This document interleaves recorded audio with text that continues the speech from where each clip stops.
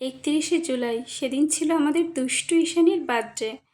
তো আমি সকাল সকাল বৃহস্পতিবারের পুজো দিয়ে তারপরে চলে গিয়েছিলাম তাদের বাড়িতে, কারণ তার মা বলেছিল যে এসে সব কিছু গুছিয়ে দিও।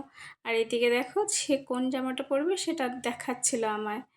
আর তার মা এদিকে দেখি মোটামুটি সমস্ত রান্না কমপ্লিট করে নিয়েছে। আর এই দেখো আমাদের বার্থডে গার্ল কত কিউটি না, সে স্নান করছিল। তারপরে আমি এদিকে বসে গেছিলাম সমস্ত কিছু গোছাতে, মানে তাকে খেতে দেবে দুপুরে, তো সেই খাবারগুলো সব কিছু সাজিয়ে গুছিয়ে তার সামনে দেওয়ার জন্য। আর এইদিকে দেখো তার জন্য আমরা একটা গিফট অর্ডার করেছিলাম, সেটা চলে এসেছিলো। তো সেটা আবার মাঝখানে আমি বাড়ি গিয়ে নিয়ে এসেছিলাম। আর এই দেখো ফাইনালি আমি এত সুন্দর করে সাজিয়ে গুছিয়ে তাকে বসিয়েছিলাম। সবাই বলো যে সাজানোটা কেমন হয়েছিল। আর এই দেখো স্মাইলি গার্ল কত কিউটি লাগছে না তাকে, বেশ সুন্দর লাগছে। আর সে তো ভীষণ খুশি আজকে। আর তার তো একটু বেশি মজা, কারণ কালকে সে আঙ্কেলের সাথে কেক কেটেছিল আর আজকে নিজে একা কাটবে। আর এদিকে দেখো তার বাবা মার সঙ্গে বসে বসে সে কত সুন্দর আনন্দ করছিল। তারপরে তার মা বলল আমাকে তুমি একটু আশীর্বাদ করে দাও। তো আমি একটু আশীর্বাদ করে দিয়েছিলাম, একে একে তার বাবা মাও করেছিল।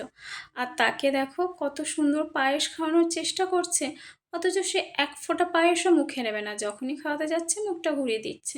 আশীর্বাদ পর্ব সেরে তাকে আমরা খাইয়ে দিয়েছিলাম।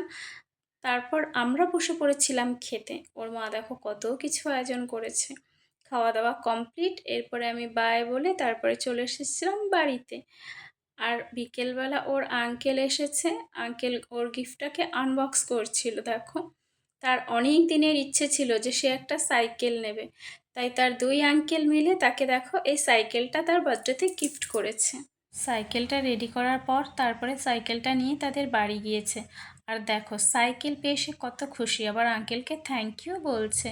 আর কে যেন তার সাইকেলটা ধরতে এসেছে, বলছে একদম ধরবে না।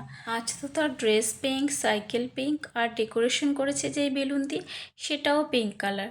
আর ডেকোরেশনটা দেখো কত সুন্দর হয়েছে, তাই না? আর দেখো সে দাঁড়িয়ে পড়েছে এখন কেক কাটবে বলে। আর ওইদিকে তার বন্ধুদেরও সে ডাকছিল যে আসো।